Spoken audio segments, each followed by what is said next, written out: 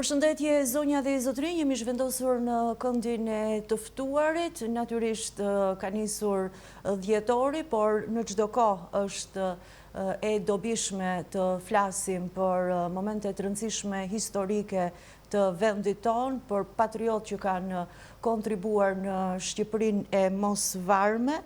Do të ndalemi sërish tek qeveria indipendente me emrin Qeveria e Shqipënisë, dhe do të zhvillojmë një bised me Heral Saracin, me profesion avokat, por në fakt është stërnipi i Alush Saracit, kryebashkiaku emblem i vetë qeverimit të Shqipërisë Elbasan. Përshëndetje Saraci. Mirëdita, faleminderit për këtë mundësi.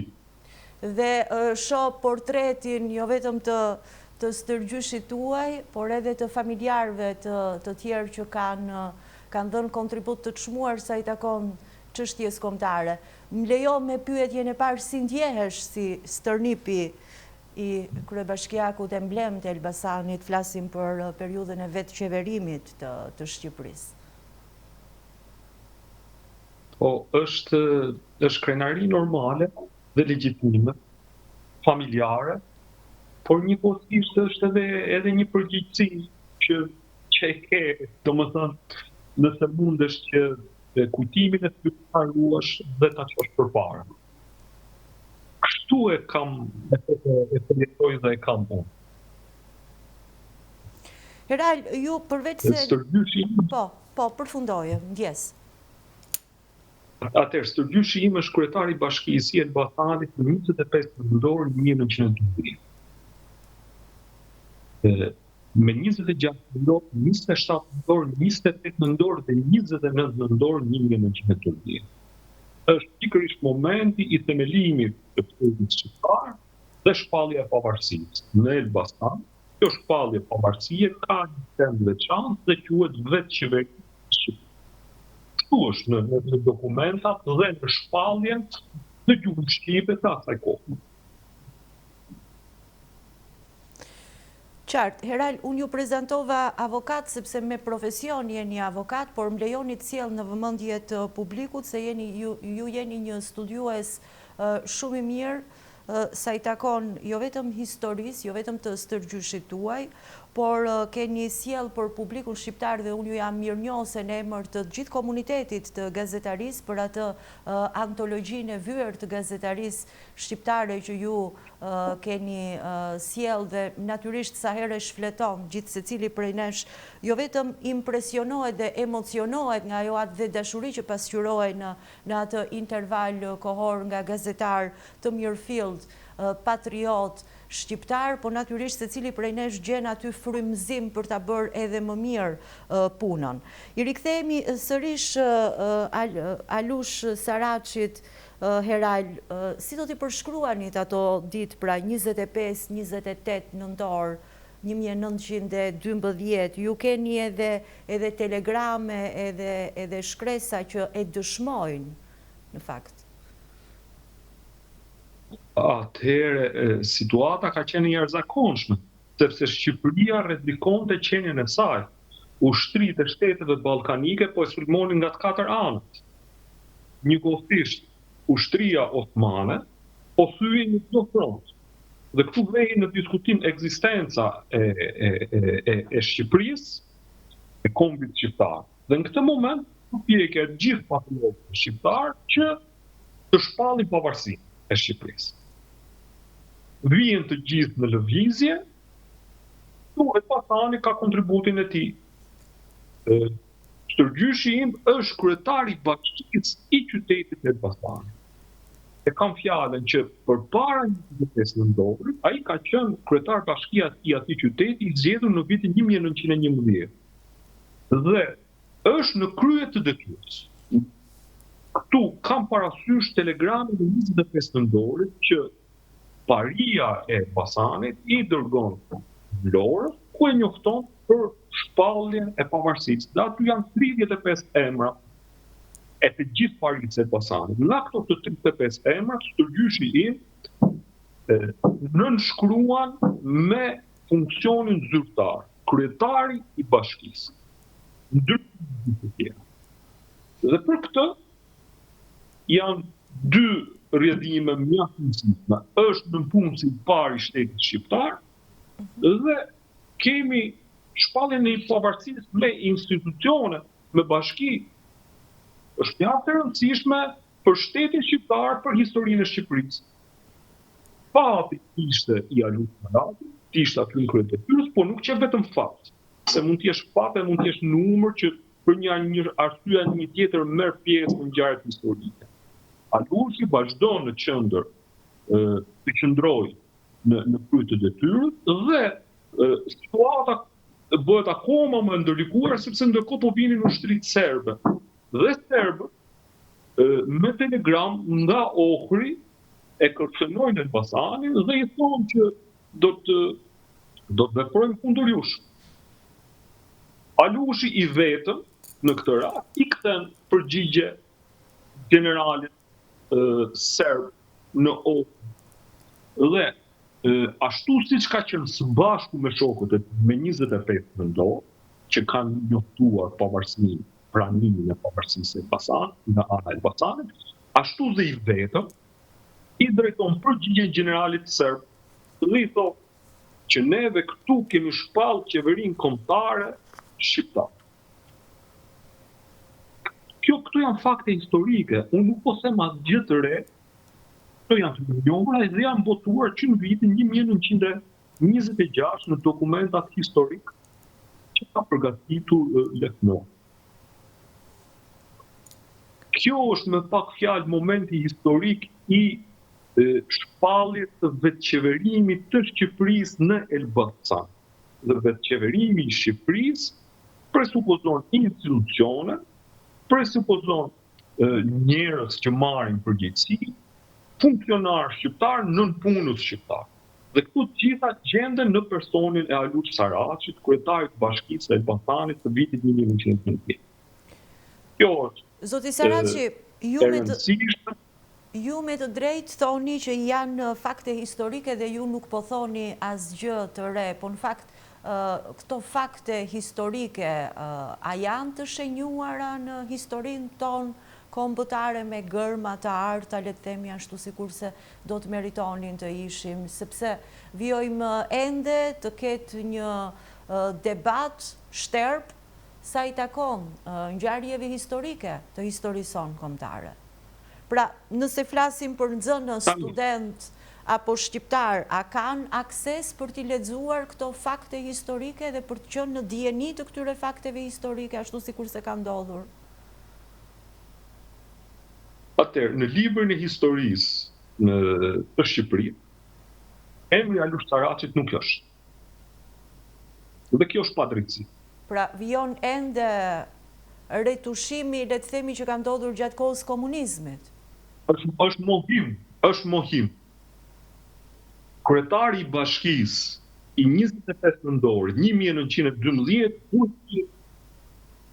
i evidentuar, i vlerësuar, i mirënjohur për kontributin. Atëherë, në Elbasan zhvillohen veprimtari, emri i tij nuk përmendet. Duhet përmendet emri i kryetarit të Bashkisë së parë të qytetit Elbasan. Në pllakën përkujtimore në qendër të qytetit është emri, por nuk është funksioni i kryetarit të Bashkisë. Këtë nuk po e them këtu, e kam thënë edhe publikisht ku kam qenë në Elbasan përpara 2 vjetësh. Duhet, ashtu siç ka nënshkruar Alush Saraçi me kryetar bashkie, ashtu duhet të jetë edhe në përkujtimore në pllakën që shënon 25 nëntor. Po këtu s'është puna vetëm 25 nëntor, se këtu është edhe 28 nëntor, si do përkujtohet Alushi për 25 dhe për 28, se Alushi është edhe me 25 dhe me 28. Kur nuk figuron asku në asnjë libër të historisë. Atëherë, në librat e historisë, në shpalljen e pavarësisë në Elbasan, në histori nuk është. Duhet përkujtohet emri. Po su përkujtohet emri, që kuptim ka që diskutojmë, unë si familjare për kujtoj për herë se e kam njeriu tim e diskutohet, po duhet që figurat historike të kenë një njohje publike, të kenë një vlerësim sipas kontributit që ka dhënë. Atëherë, po flas për Sërgjyshin tim, Alushin, është kryetari i Komisionit Arsimor të qytetit të Elbasanit në vitin 1901. Pra, është arsimtar, është edhe nënpunës. Jo, më lejo, jo Me vetëm... të tilla kontributa. Më lejo, Saraçi, natyrisht ju e dini shumë më mirë se sa unë historinë, po jo vetëm arsimtar, unë po hulumtoja përsëri përpara se të futesha në emision, një nga figurat më të hershme që ka kontribuar edhe në historinë e arsimit sa i takon Elbasanit. Shikoja që kishte ndërmjetësuar me 12 pika për marrëveshje, për hapje të shkollave shqipe e tjerë. Kështu që kontributi i tij është i gjithëanshëm. Është, domethënë, 1912 është kulmi, po deri 1912 kanë 25 vjet veprimtari kombëtare.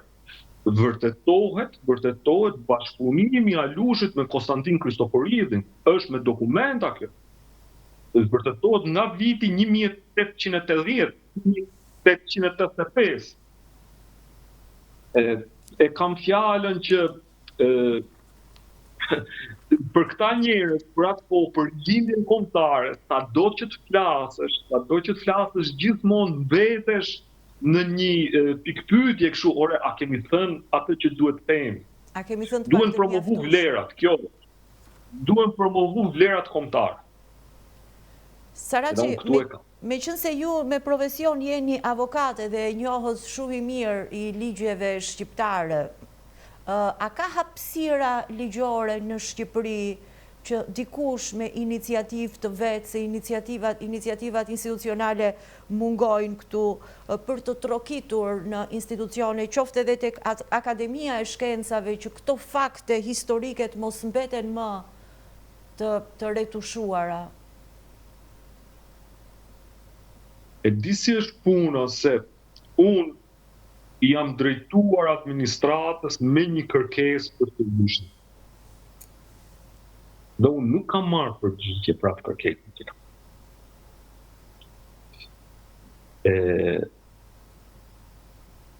Kam dashur që këtë trashëgimi familjare unë ta thelloj dhe me një studim akademik.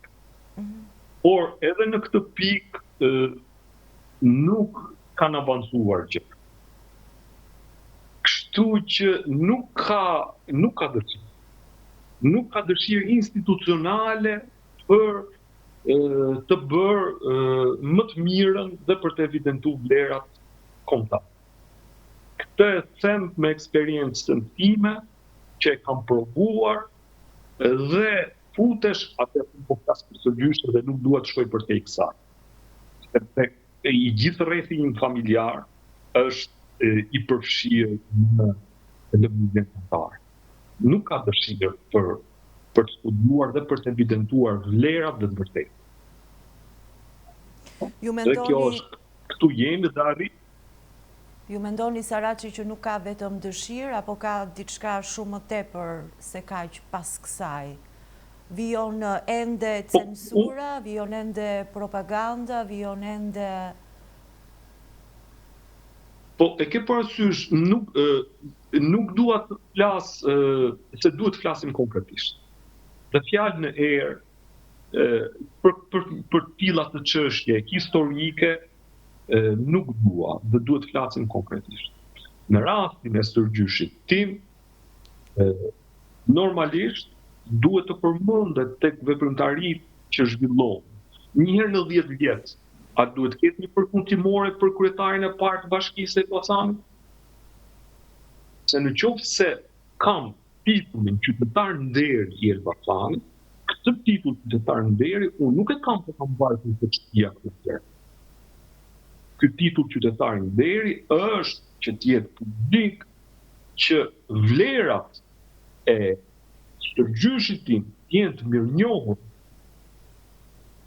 Kur këto mbeten familjare, ku jemi? Edhe këtu po flasim për Elbasanin që ka Elbasanin e shkollës normale, Elbasanin e Kongresit Elbasanit, Elbasanin e shpallësve të qeverimit të Shqipërisë. Për këtë më vjen keq.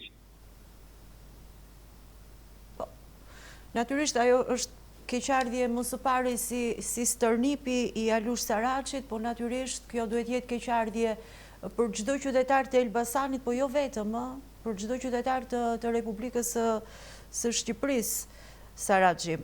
Si e shikoni sot nëse do të bëjmë një krahasim me 25-28 nëntorin e 1912-ës dhe nëntorin e 2025-ës, Saraçi?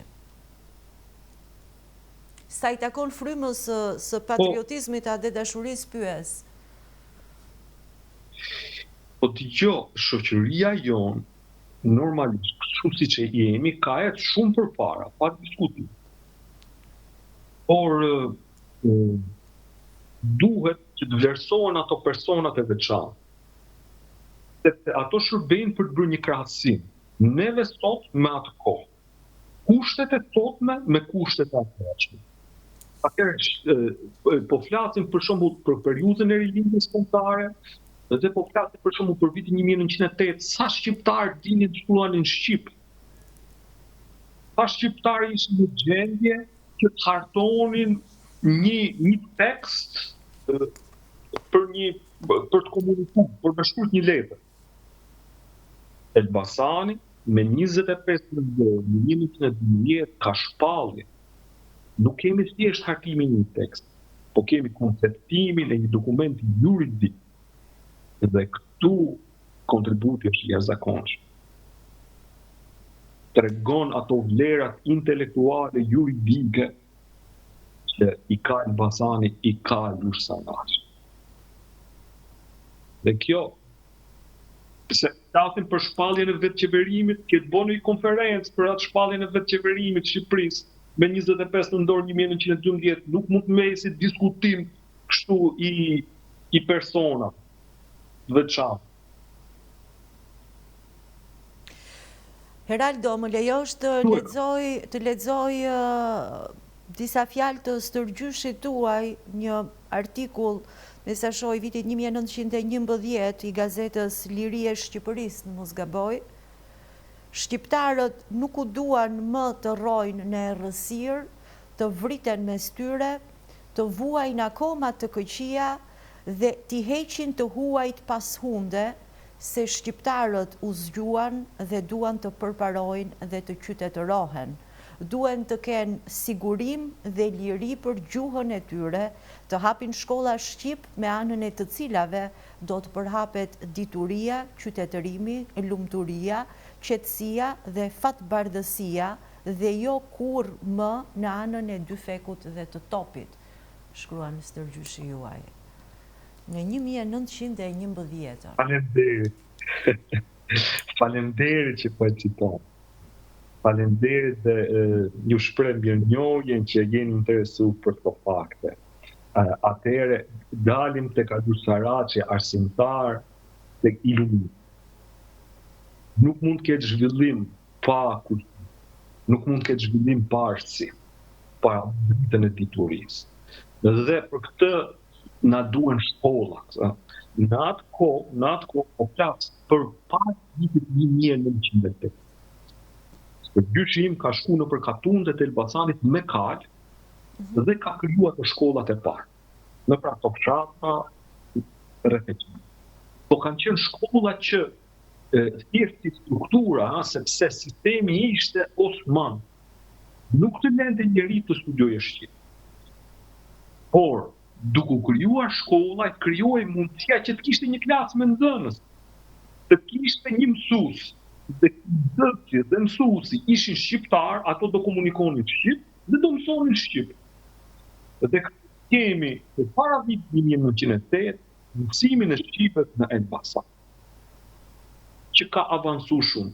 Atëherë rrethanat nuk janë të asaj kohe, kemi rrethanat e sotme, ka rrethanat e teknologjisë, tajtiv e tjera e tjera. Si mund të shfrytëzojmë ne këto për të zhvilluar, për të avancuar, mos jemi analfabet funksional, po të jemi njerëz të mendojmë në mënyrë të pavarur. Është çështja për të shkruar, s'është marrje. Këtu është çështja për të zhvilluar, për të qenë njerëz me vizion, njerëz që abstrahojnë, që zgjidhin problemet nga më të ndryshme. Dhe duke qenë kaq të aftë, neve intelektualisht si komp, ne ecim përpara, nuk mbesim mbrapa. Shkolla ka një rëndësi të jashtëzakonshme. Edukimi. Duhet ecim përpara, duhet zhvillohemi dhe atë punë atëhershme, në ato kushte të jashtëzakonshme, pamundësi duhet ta kemi si referencë çka mund të bëjmë neve më tepër sot me gjithë këto mundësi që janë. Dhe që në fakt jemi gati të fundit në Europë sa i takon cilësisë së arsimit.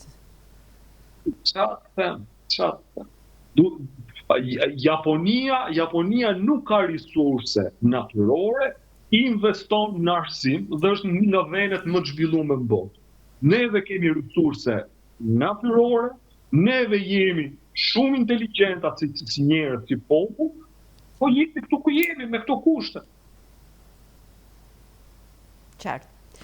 Heral Saraçi, siç e thatë edhe juve, për biseda të tilla do duheshin orë, jo vetëm për të diskutuar, por edhe për të shfletuar gjithë shkresat dhe dokumentet që janë aty, po që në fakt vijojnë shumica prej tyre të jenë ende të retushuara dhe mjaft fakte historike, si edhe emri i stërgjyshit tuaj Alush Saraçi, kryebashkiaku emblemi vetë qeverimit të Shqipërisë, sa i takon qeverisë independente, qeveria i Shqipënisë vijon ende të jetë në terr. Dhe kjo është për të ardhur keq dhe ne urojmë që kjo bisede jona së bashkut shërbej jo vetëm për stërgjyshin tuaj, por për gjithë patriotët e tjerë, për të gjithë njerëzit e mëdhenj të gjitha kohërave që kanë kontribuar edhe duke sakrifikuar nga vetja e tyre, pasuria e tyre për vendin tonë, për Shqipërinë edhe për gjuhën shqipe. Saraçi, nëse u ka mbetur diçka për të thënë fund bisedës, gjithmonë mbetet diçka. Po, desha ta mbyllja me një urim. Po. Atëherë gëzuar festat. Atëherë gëzuar 28 nëntor, ditën e flamurit, megjithëse se tani mu dha mundësia, dhe gjithashtu është edhe themelimi i shkollës normale të Elbasanit. Kështu që urime edhe për të përkujtuar normalen e Elbasanit. Edhe shëndet mbarësi për gjithë shqiptarët. Faleminderit. Heral, ju përshëndes edhe ju falenderoj për këtë bisedë së bashku. Faleminderit. Ju falenderojmë edhe ju, zonja dhe zotrinj që na ndoqët.